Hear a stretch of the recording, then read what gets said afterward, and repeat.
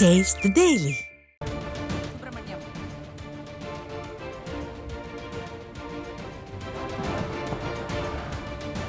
இங்கு பெருந்தொடராக கூடியிருக்கும் எண்ணுயிர் அத்திக்கடவு சொந்தங்களுக்கும் இந்த வரலாற்று சிறப்புமிக்க விழா நாயகர் அத்திக்கடவு நாயகன் ஐயா எடப்பாடியார் உள்ளிட்ட மேடையில் வீட்டிற்கும் சான்றோருக்கும் ஆண்டோருக்கும் எனது முதற்கண் வணக்கம்.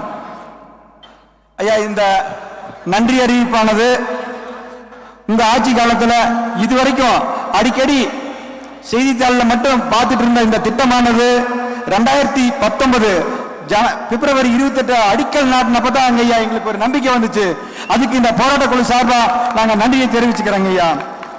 இந்த திட்டத்துக்காக 1993 அம்மா அவங்க 134 கோடி மதிப்பீட்டில் பொதுப்பணித்துறை மூலமா ஒரு ஆரம்பகட்ட ஆய்வறிக்கை சமர்ப்பிச்சாங்க. அதுக்கும் இந்த கூட்டத்தின் வாயிலாக உங்களுக்கு நன்றியை தெரிவிச்சுக்கிறேங்க ஐயா. அதே மாதிரி மீண்டும் அம்மா அவர்களோட ஆட்சி காலத்தில் 2002, 2003 நிதிநிலை அறிக்கையில 272 கோடியில இந்த திட்டம் நிறைவேற்றப்படும் அப்படின்னு சொல்லி அறிவிச்சாங்க. அதுக்கும் இந்த திட்டத்தின் இந்த கூட்டத்தின் வாயிலாக உங்களுக்கு நன்றியை பாராட்டுகிறோம் ஐயா. மீண்டும் 2011 அம்மா அவர்கள் ஆட்சியில் 30 லட்சம் ரூபாய் முதல் முறையாக இந்த திட்டத்துக்காக முதல் முறையாக ஒரு 30 லட்சம் ரூபாய் நிதி ஒதுக்கீடு செஞ்சு எல்லா பகுதியிலையும் அளவீடு செஞ்சு ஆய்வறிக்கை தயாரிச்சு எல்லா பகுதியில் இருக்கக்கூடிய நீர்நிலைகள் எல்லாம் அந்த அளவீட்டு கல் நட்டினாங்க. அதற்காகவும் இந்த கூட்டத்தின் சார்பாக நாங்கள் நன்றி தெரிவிச்சுக்கிறோங்க ஐயா. மீண்டும் 2013 அம்மா ஆட்சி காலத்தில் இந்த திட்ட மதிப்பாடானது 1862 கோடி ஆகும் அப்படின்னு சொன்னாங்க. அப்போ அம்மா அறிவிச்சாங்க, இந்த திட்டத்திற்கான நிதி நாங்க மத்திய அரசாங்கத்திடம் கேட்டிருக்கிறோம். இந்த திட்டத்துக்காக சுற்றுச்சூழல் அனுமதி மத்திய அரசாங்கத்திட்ட கேட்டிருக்கிறோம். ஒருவேளை மத்திய அரசு நிதி கொடுக்கல அப்படின்னு சொன்னா இந்த தமிழக அரசு நிதியிலிருந்து மாநில அரசின் நிதியிலிருந்து சொந்த நிதியிலிருந்து திட்டத்தை நிறைவேற்றுவேன் அப்படின்னு சொல்லி அம்மா உறுதி கூறினாங்க.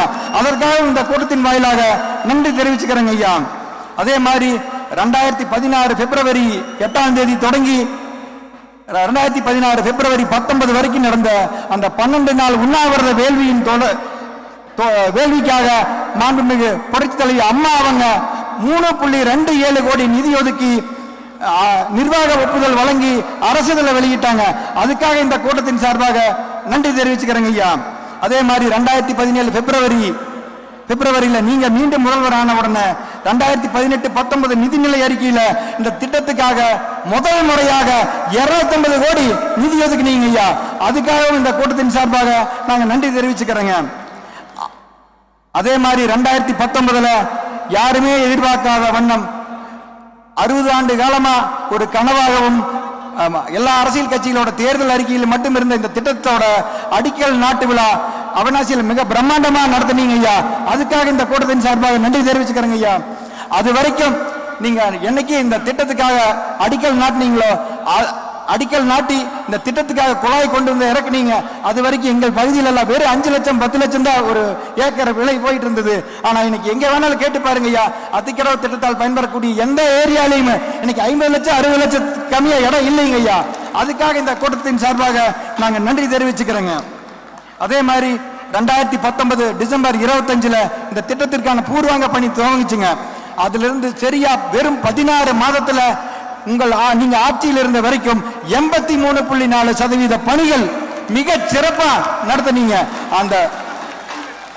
அது மட்டும் இல்லாம அந்த பணிகள் சிறப்பா நடக்கணும் அப்படின்னு சொல்லி யாருமே எதிர்பார்க்காத வண்ணம் ஒரே ஸ்ட்ரோக்ல ஒரே முறையா நீங்க 1000 கோடி நிதி ஒதுக்கி நிதி விடுவிச்சு கொடுத்தீங்க ஐயா. அதன் காரணமாக 16 மாதத்துல ஏறக்குறைய திட்டம் முழுமை பெறும் அளவுக்கு அத்தனை பணிகளும் மிக சிறப்பாக நடந்திருந்ததுங்க.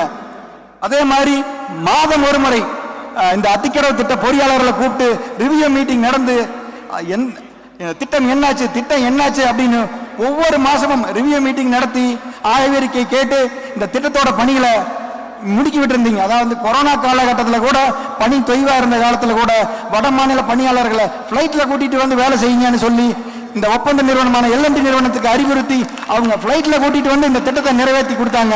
அதுக்காக இந்த கூட்டத்தின் சார்பாக நன்றி தெரிவிச்சுக்கிறேங்க ஐயா.